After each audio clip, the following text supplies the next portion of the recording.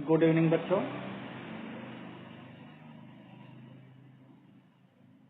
साझेदारी फर्म के समापन या विघटन के पहले लेक्चर के उपरांत आज मैं दूसरा लेक्चर आपके सामने लाया हूं। बच्चों, फर्म के समापन या विघटन पर जो अकाउंटिंग ट्रीटमेंट होते हैं, उस अकाउंटिंग में क्या क्या खाते तैयार किए जाएंगे, आज उस पर चर्चा होनी है और वो कैसे तैयार किए जाते हैं उसके बारे में बताया जाएगा।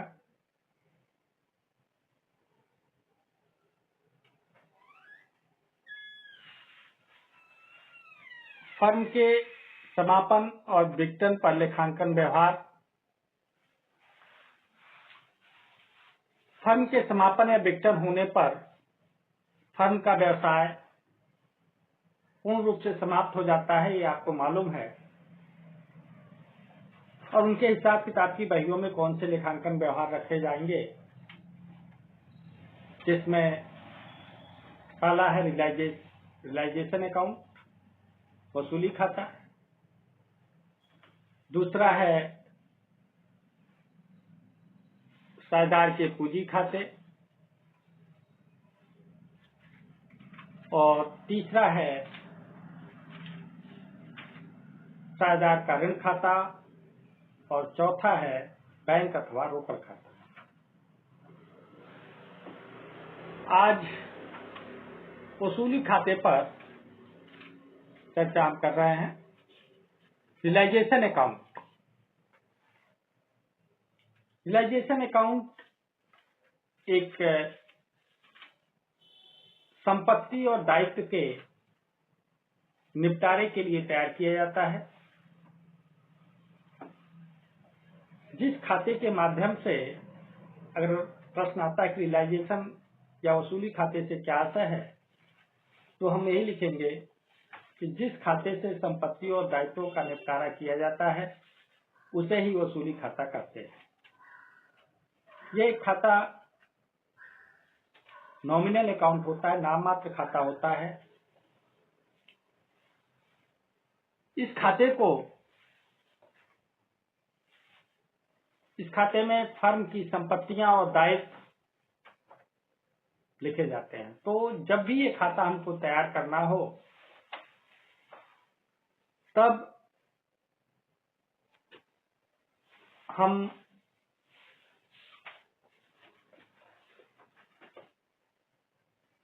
प्रश्न में जो भी बैलेंस शीट दी गई है, प्रश्न में जो भी आर्थिक चिट्ठा दिया गया है, उस आर्थिक चिट्ठे में आपको दो पक्ष दिखेंगे, एक संपत्ति और एक दायित्व।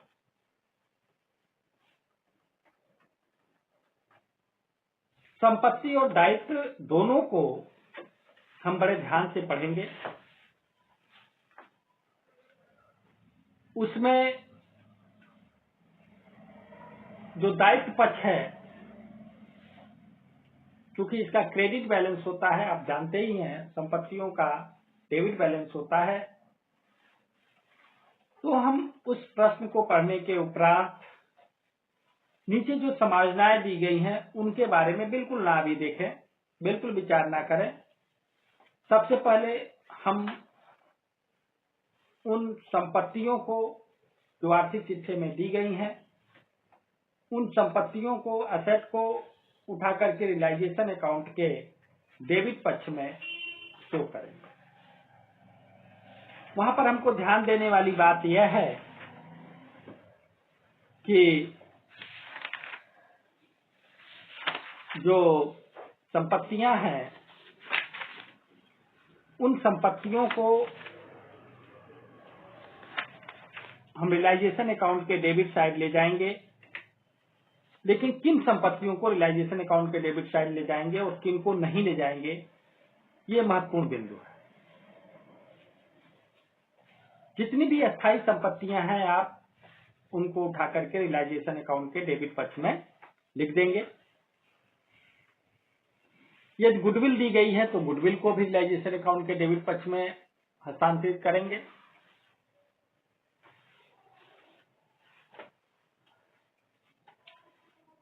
कैश या कैश एट बैंक, इनको रियलाइजेशन अकाउंट के डेबिट पक्ष में नहीं ले जाया जाता, क्योंकि ये वसूली खाता है। इसमें उन्हीं संपत्तियों को हम ले जाते हैं जिनको कैश में रियलाइज करना हो, जिनको कैश में कन्वर्ट करना हो। जो ऑलरेडी पहले से कैश में कन्वर्ट है या कैश है या कैश एट बैंक है, उनको वहां पर नहीं ले जाएंगे। और हम फिटिटियस असेट जैसे primary expenses, profit and loss का डेबिट बैलेंस, इन सबको भी हम रियलाइजेशन अकाउंट के डेबिट पक्ष में नहीं ले जाएंगे। तो हम इसको बड़े ध्यान से देखते हैं कि पुस्तकों में जो संपत्तियां हैं उनको हस्तांतरित करते हैं। वसूली खाते के डेबिट पक्ष में फर्म की पुस्तकों में दिखाई गई समस्त संपत्तियों को पृथक पृथक उनके पुस्तक मूल्य पर दर्शाया जाता है। वसूली खाते में केवल वास्तविक संपत्तियों को ही दर्शाया जाएगा। काल्पनिक और कृत्रिम संपत्ति का लेखा प्रत्यक्ष रूप से पूंजी और चालू खाते में किया जाता है। अर्थात जो काल्पनिक है, जो कृत्रिम है, उनको वहां पर वसूली खाते के डेबिट पक्ष में नहीं ले जाएंगे। यदि किसी संपत्ति पर आयोजन को घटा करके दिखाया गया है तो बिना घटाए हुए मूल्य को वसूली खाते में ले जाएंगे। अर्थात हम इसको एक उदाहरण से समझ सकते हैं। यदि हमारे डेबिटर्स है 1 लाख के और उस पर 5,000 रुपया प्रोविजन फॉर डेटर्स किया गया है, तो इसका अर्थ यह है कि हम 1 लाख रुपया वसूली खाते के डेबिट पक्ष में ले जाएं और जो 5,000 प्रोविजन किया गया है वो वसूली खाते के क्रेडिट पक्ष में दिखाए जाए। यदि चिट्ठे में ख्याति विद्यमान है तो गुडविल को वास्तविक संपत्ति मान करके रियलाइजेशन अकाउंट के डेबिट पक्ष में ले जाया जाता है। रोकड़ या बैंक खाते को वसूली खाते में नहीं ले जाया जाता।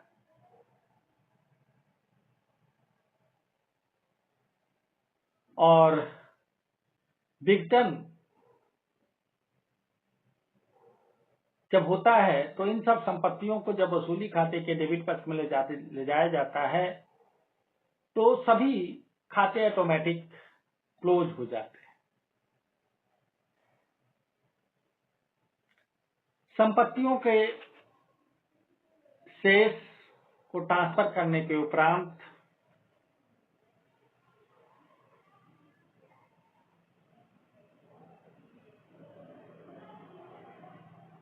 हम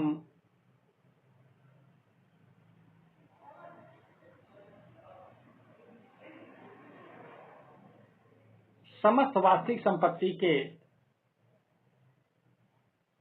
हस्तांतरण जब करते हैं तो उस समय लेखा क्या करते हैं, realisation account debit to sundry asset account.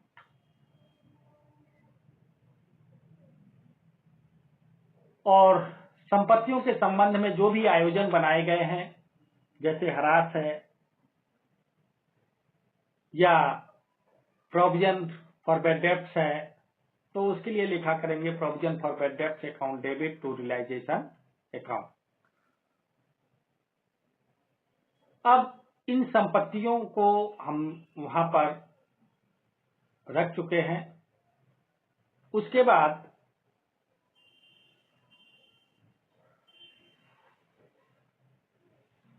हम ये ध्यान देंगे कि पुस्तकों में जो भी दायित्व है, दायित्व के 2 पार्ट होंगे, एक इंटरनल लायबिलिटीज होगी और एक एक्सटर्नल लायबिलिटीज होगी।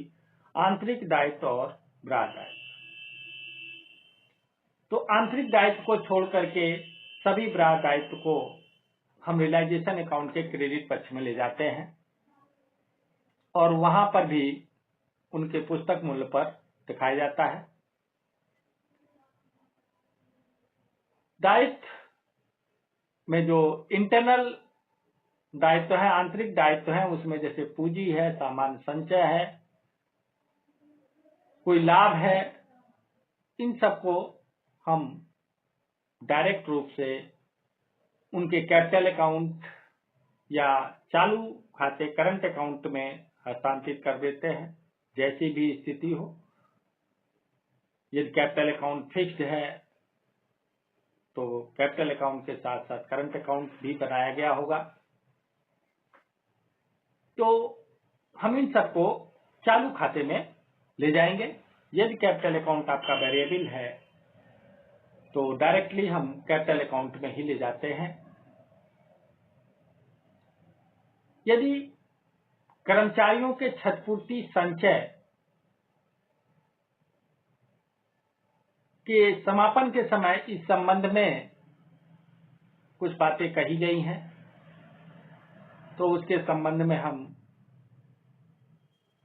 निम्न बातों को ध्यान में रख करके उसका लेखा करते हैं।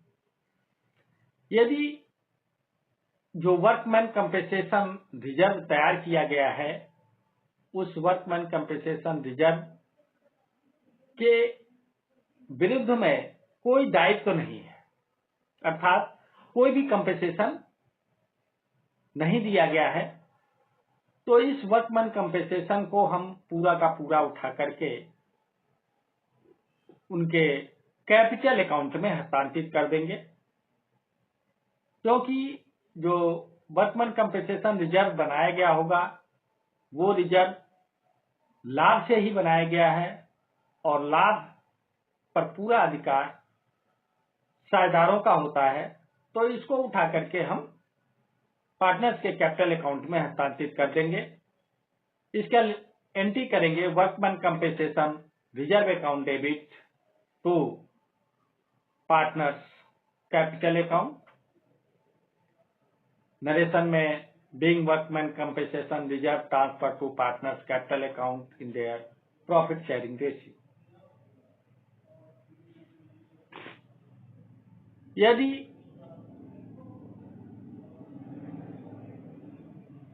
दायित्व की राशि कर्मचारी के क्षतिपूर्ति संचय की राशि से कम है, यदि उसके कंपेंसेशन देना है हमको और जो संचय है वर्कमैन कंपेंसेशन रिजर्व है जो मुझे देना है वो कम है और वर्कमैन कंपेंसेशन रिजर्व ज्यादा है, ऐसी दशा में दायित्व के बराबर की राशि को रियलाइजेशन अकाउंट के क्रेडिट पक्ष में ले जाया जाता है। शेष राशि को पूंजी खाते के में लाभ विभाजन अनुपात में क्रेडिट कर दिया जाता है। एक एग्जाम्पल से इसको हम समझ सकते हैं। जैसे कर्मचारी क्षतिपूर्ति संचय 15,000 का है, इसके विरुद्ध लायबिलिटी 60,000 की है, तो workman compensation reserve account debit जितना लायबिलिटीज है उसको रियलाइजेशन में ले जाएंगे, टू रियलाइजेशन करेंगे और जो शेष राशि बचती है उसको पार्टनर कैपिटल अकाउंट में हस्तांतरित करेंगे, to partner capital account. Being work compensation reserve in the extent of liabilities transfer to realisation account. तीसरा पॉइंट ये आता है कि यदि दायित्व की राशि कर्मचारी क्षतिपूर्ति संचय की राशि के बराबर होती है तो ऐसी कंडीशन में हम पूरी की पूरी राशि को रियलाइजेशन अकाउंट में ट्रांसफर कर देंगे, जिसके लिए हम लेखा करेंगे reserve account debit to realisation account, being workman compensation reserve transfer to realisation account. चौथी कंडीशन ये आती है, यदि सपोज दैट दायित्व अधिक हो जाता है और रिजर्व आपके पास कम है, वर्कमैन कंपनसेशन रिजर्व कम है और लायबिलिटी ज्यादा हो जाती है, तो ऐसी कंडीशन में, ऐसी दशा में कर्मचारी क्षतिपूर्ति संचय की संपूर्ण राशि को रियलाइजेशन अकाउंट में ही क्रेडिट कर दिया जाता है, अर्थात एंट्री कर ली जाएगी workman compensation reserve account debit to realisation account. यदि किसी दायित्व के संबंध में कोई आयोजन बनाया गया हो, कोई भी दायित्व है उसके संबंध में कोई आयोजन बनाया गया है तथा उस आयोजन के को दायित्व से घटाकर शुद्ध दायित्व पुस्तक में लिखा गया है, तो वसूली खाते में आयोजन घटाने से पहले के मूल्य पर दायित्व को रियलाइजेशन अकाउंट के क्रेडिट पक्ष में लिखा जाएगा तथा आयोजन अलग से वसूली खाते के डेबिट पक्ष में लिखा जाएगा। ये हम ध्यान देंगे। जिस तरीके से हम डेब्टर्स के संबंध में हमने समझाया कि पूरा का पूरा डेब्टर्स पुस्तक मूल्य पर रियलाइजेशन अकाउंट के डेबिट पक्ष में हस्तांतरित होता था और उस पर जो प्रोविजन फॉर डेब्टर्स किया गया होगा वो रियलाइजेशन अकाउंट के क्रेडिट में ट्रांसफर होता था। उसी तरीके से अगर किसी लायबिलिटीज के लिए कोई आयोजन है तो पूरी की पूरी लायबिलिटीज पुस्तक मूल्य पर रियलाइजेशन अकाउंट के क्रेडिट पक्ष में ट्रांसफर हो जाएगी और जो उसके लिए आयोजन है वो रियलाइजेशन अकाउंट के डेबिट में हस्तांतरित कर दिया जाता है। यदि फर्म की पुस्तकों में, एक उदाहरण से हम समझ सकते हैं कि यदि फर्म की पुस्तकों में 5,000 रुपए के लेनदार हैं तथा उसके संबंध में छूट हेतु 500 रुपए का आयोजन है, तो पुस्तकों में लेनदार 4500 रुपया दिखाया गया होगा और वसूली खाते के जब हम इसको ट्रांसफर करने जाएंगे तो क्रेडिट पक्ष में हम 5,000 दिखाएंगे और डेबिट पक्ष में 500 रुपया लिखा जाएगा।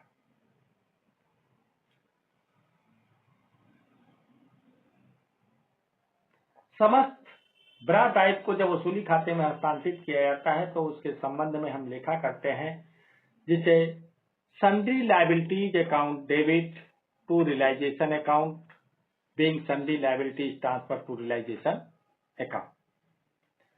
अब हम सभी संपत्तियों को रियलाइजेशन अकाउंट के डेबिट पक्ष में हस्तांतरित कर चुके। इसी तरीके से समस्त लायबिलिटीज को रियलाइजेशन अकाउंट के क्रेडिट पक्ष में हस्तांतरित कर दिया। अभी हमने समायोजन बिल्कुल नहीं पढ़ा, केवल हम जो प्रश्न है उस प्रश्न के जो आर्थिक चिट्ठा बना के दिया गया है, बैलेंस शीट बना के दी गई है, उसको ध्यान से देखते हुए सभी संपत्तियों को रियलाइजेशन अकाउंट के डेबिट पक्ष में और समस्त दायित्व को रियलाइजेशन अकाउंट के क्रेडिट पक्ष में। लेकिन उसमें ध्यान देने वाली बात यह है कि जो वास्तविक संपत्तियां हैं वो रियलाइजेशन अकाउंट के डेबिट पक्ष में हस्तांतरित होंगी, जो वास्तविक दायित्व बाहरी दायित्व हैं वो रियलाइजेशन अकाउंट के क्रेडिट पक्ष में हस्तांतरित होंगी। अर्थात अगर हम असेट के संबंध में देखें तो कैश है और कैश एट बैंक, कोई भी फिजिटियस असेट है वह रियलाइजेशन अकाउंट में ट्रांसफर न करके हम कैश और कैश एट बैंक को कैश अकाउंट में हस्तांतरित कर देते हैं और जो फिजिटियस असेट होती है उसे उठा करके हम पार्टनर्स के कैपिटल अकाउंट में हस्तांतरित कर देते हैं। इतना काम करने के बाद फिर हम समायोजन को पढ़ते हैं। समायोजन को जब पढ़ते हैं तो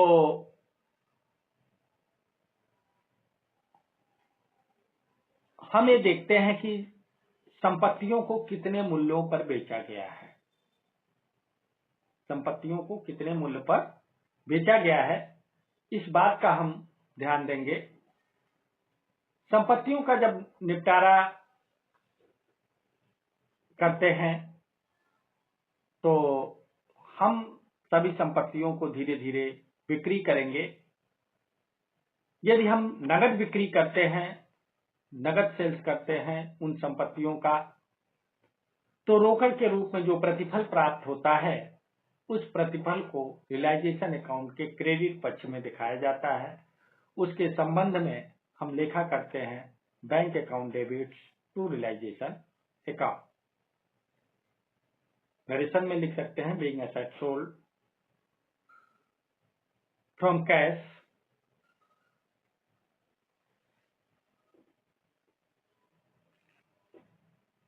इसी तरीके से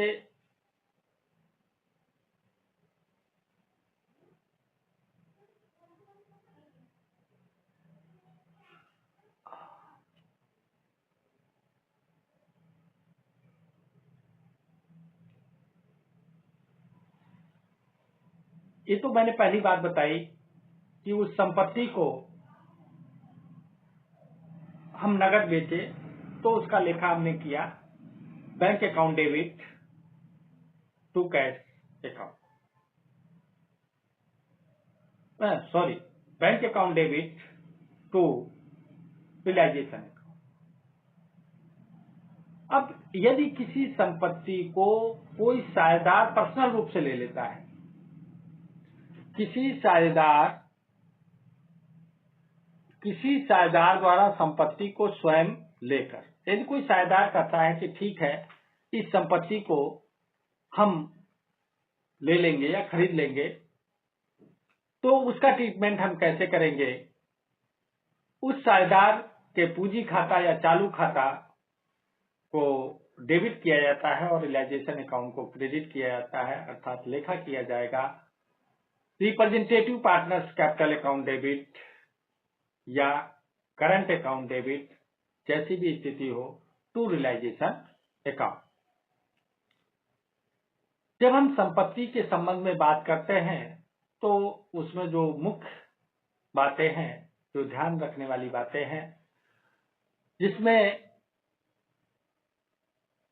हम देख सकते हैं कि कृत्रिम संपत्ति से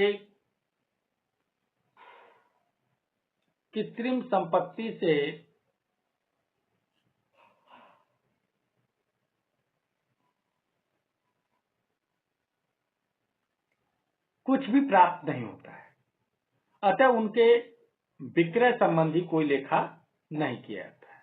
इसको डायरेक्टली हम पार्टनर्स के कैपिटल अकाउंट में ट्रांसफर कर देते हैं।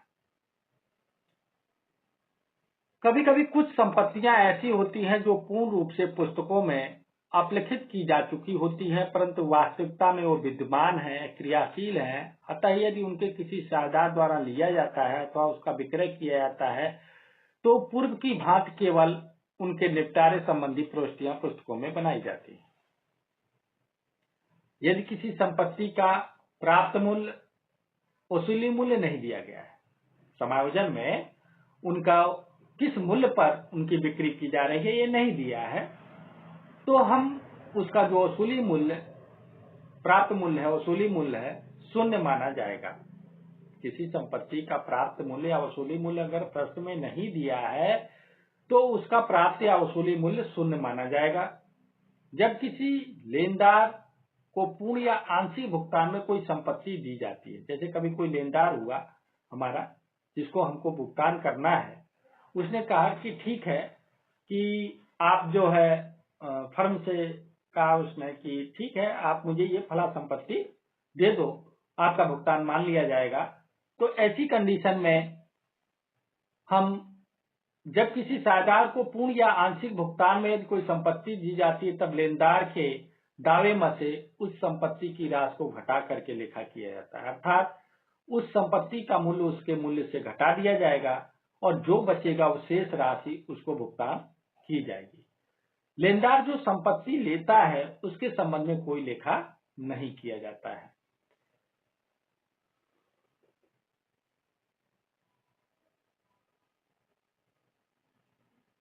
इसी तरीके से हम जो लायबिलिटीज है हमारी, उन लायबिलिटीज का भुगतान करते हैं। भुगतान में नगद भुगतान कर सकते हैं, दायित्वों का निपटारा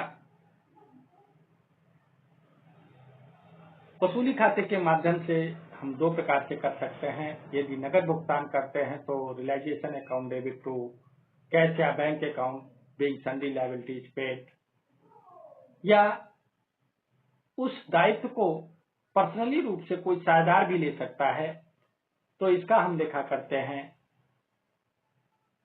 realisation account debit to partners capital account या रिप्रेजेंटेटिव पार्टनर्स कैपिटल अकाउंट या करंट अकाउंट, ये लेखा किया जाएगा।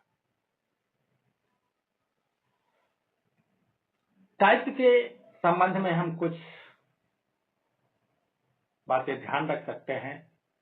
यदि प्रश्न में किसी दायित्व के भुगतान के संबंध में कोई स्पष्ट निर्देश न हो तो नहीं दिए गए हैं, तो सदैव यह माना जाता है कि दायित्व का भुगतान उनके पुस्तक मूल्य पर किया गया है। यदि बाहरी दायित्व संपूर्ण पुस्तक मूल्य का भुगतान किया जाता है, तो उस स्थिति में संबंधित दायित्व के हस्तांतरण वसूली खाते में न करके पृथक से संबंधित दायित्व खाता बनाकर उसमें कर दिया जाता है तथा उसी खाते के माध्यम से संपूर्ण भुगतान कर दिया जाता है। यदि बाहरी दायित्व के संपूर्ण पुस्तक मूल्य का भुगतान किया जाता है, तो उस स्थिति में संबंधित दायित्व का हस्तांतरण वसूली खाते में न करके पृथक से संबंधित दायित्व खाता बना सकते हैं और वहां से उसका भुगतान किया जाता है। यदि बाहरी दायित्व जैसे लेनदार, बैंक ऋण, देय बिल आदि का भुगतान पुस्तक मूल्य से कम या अधिक मूल्य पर किया जा रहा है, तो सदैव इस स्थिति में दायित्व को पुस्तक से इसको वसूली खाते में दर्शाना चाहिए, रियलाइजेशन अकाउंट में दर्शाना चाहिए। तत्पश्चात वसूली खाते के माध्यम से इसका भुगतान किया जाना चाहिए।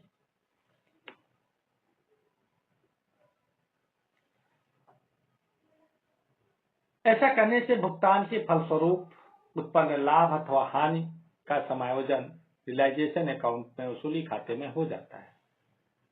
यदि किसी दायित्व के पुस्तक में नहीं दर्शाया गया है और तथा उसके शेष को वसूली खाते में हस्तांतरण करने का प्रश्न ही नहीं, जब वो हमारे आर्थिक चिट्ठे में वो दायित्व है ही नहीं, तो रियलाइजेशन अकाउंट के क्रेडिट पक्ष में उसको दर्शाया नहीं गया होगा। किंतु यदि फर्म के वेतन में इन दायित्व का भुगतान करना पड़ रहा है, हमको करना है, तो इस स्थिति में यह फर्म के लिए हानि होती है और इसका निपटारा पूर्व की भांति वसूली खाते के माध्यम से ही किया जाता है। और इसके लिए लेखा हम realisation account debit to bank account करेंगे, being unrecorded liabilities paid mention कर देंगे। उस दायित्व में जैसे संभाव्य दायित्व आ सकता है।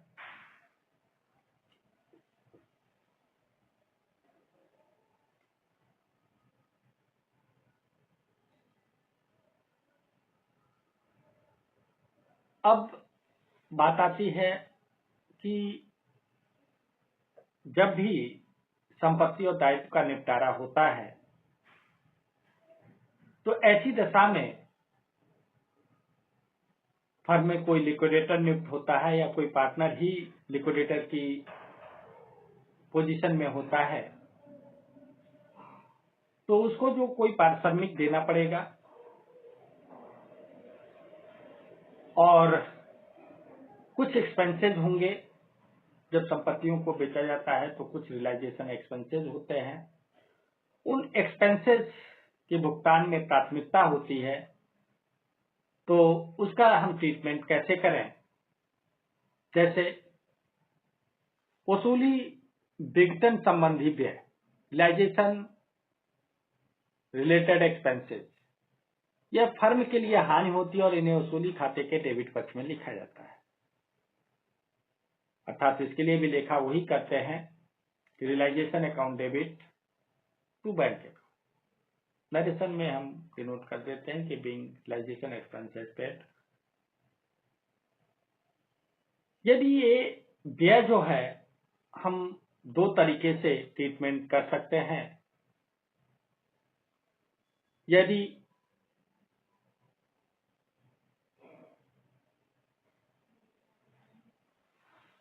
नकद के माध्यम से भुगतान किया गया है तो realisation account debit to cash या बैंक अकाउंट। यदि भुगतान संबंधी दायित्व किसी साझेदार द्वारा ले लिया जाता है, वो कहता है कि रियलाइजेशन का जो एक्सपेंसेज है वो मैं भुगतान करूंगा तो अगर वो स्वयं में ले लेता है तो व्यय भुगतान किसी साझेदार द्वारा किया जाता है, तो इस व्यय की राशि को पूंजी खाते के माध्यम से समायोजित कर दिया जाता है। इसके लिए हम निम्न लिखा करेंगे, realization account debit to respective partners capital account. तीसरा पॉइंट यह है कि जब फर्म साझेदार के वसूली व्यय को निश्चित राशि देने को सहमत हो जाती है, जब फर्म साझेदार को कह देती है कि मैं आपको इतना भुगतान करूंगा,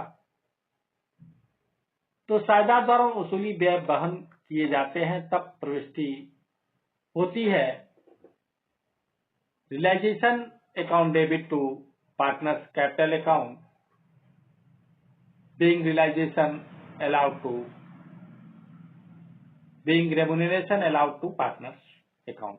मतलब जितना फर्म ने उनको भुगतान किया है उतने से उसका लेखा कर दिया जाता है।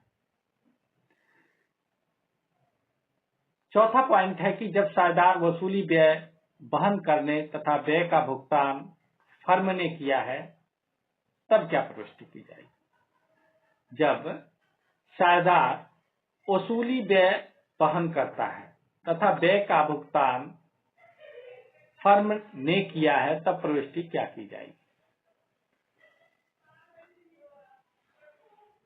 तो partners capital account debit to cash oblique bank account.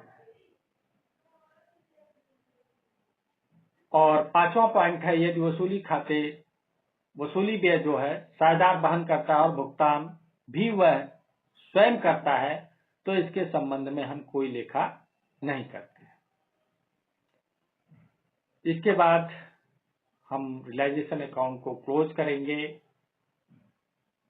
और क्लोज जब करते हैं, जो रियलाइजेशन अकाउंट का शेष आता है, जो अधिकतर क्रेडिट बैलेंस ही होता है, तो उसके शेष को पार्टनर्स के कैपिटल अकाउंट या करंट अकाउंट में उनके लाभ विभाजन अनुपात में हस्तांतरित कर दिया जाता है। यदि ऋणी शेष है, यदि इस खाते का ऋणी शेष है तो हानि आती है, और धनी शेष है तो लाभ को दर्शाया जाता है। लाभ होने की स्थिति में निम्न प्रविष्टि वसूली खाते की करेंगे, realization account debit to respective partners capital या करंट अकाउंट। हानि होने की स्थिति में हम इसी के विपरीत लेखा कर देते हैं। ये लेखा हो जाएगा respective partners capital current account debit हो जाएगा और रियलाइजेशन अकाउंट क्रेडिट हो जाएगा। लाभ की कंडीशन में realization account debit to partners capital account, और यदि यही हानि में की बात करें तो partners capital account debit to realisation account होगा। अब हम रियलाइजेशन अकाउंट का जो प्रारूप है उसकी बात करेंगे और उसको देखेंगे कि उसमें कैसे इन चीजों को दर्शाया गया है। तो सबसे पहले आप देख रहे होंगे कि to sundry asset excluding cash, bank, fictitious asset, accumulated losses, debit balance of partners capital या करंट अकाउंट या लोन टू पार्टनर्स, इनको एक्सक्लूड कर देंगे, छोड़ देंगे, इनको हम यहाँ पर नहीं लाते हैं। इसी तरीके से इधर क्रेडिट साइड में by sundry liabilities excluding partners capital, loan from partners, reserve, accumulated profit ETC, इनको एक्सक्लूड कर देंगे और जो लायबिलिटीज एक्सटर्नल वाली है उनको लाते हैं। और हम ये ध्यान रखेंगे eight their respective book value पर लाते हैं, इधर भी बुक वैल्यू पर ही लाते हैं। प्रोविजन फॉर एनी लायबिलिटीज, और प्रोविजन फॉर असेट, यदि असेट पर कोई प्रोविजन किया गया है तो इसको क्रेडिट साइड में by provision for any asset eight their respective book value. इसी तरीके से यदि लायबिलिटीज पर कोई प्रोविजन किया गया है तो एट पर रिस्पेक्टिव बुक वैल्यू पर आएगा। अब हम ये जो संपत्तियां हैं इनको सेल करेंगे और बाय बैंक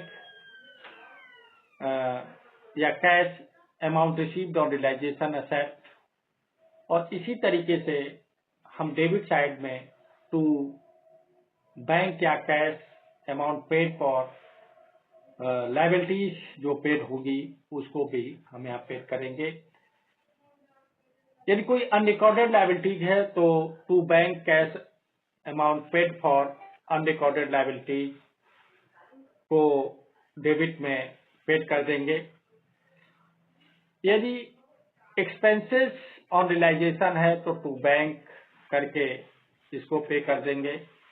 यदि कोई लायबिलिटीज को पार्टनर्स ने ले लिया है तो टू पार्टनर्स कैपिटल या current account remuneration commission paid to him of any expenses beard by him.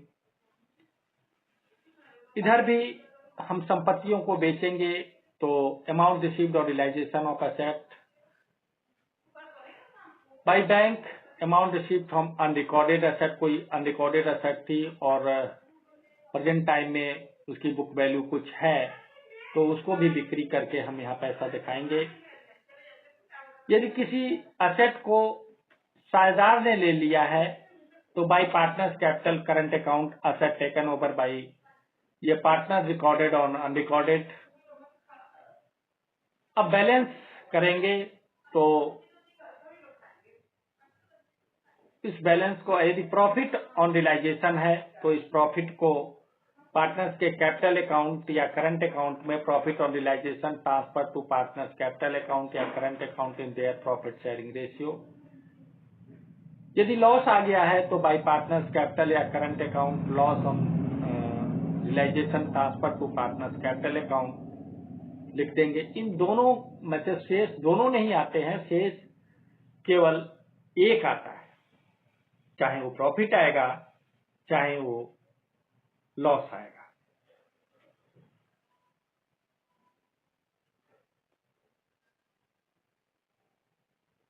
ये उसी को हिंदी में लिखा गया है। इस लेक्चर्स को आप बड़े ध्यान से सुनें, समझें, और यदि आपको कोई प्रॉब्लम होती है, कोई समस्या आती है तो कमेंट सेक्शन में ज़रूर लिखें। चैनल को सब्सक्राइब करें, लाइक करें, शेयर करें। धन्यवाद।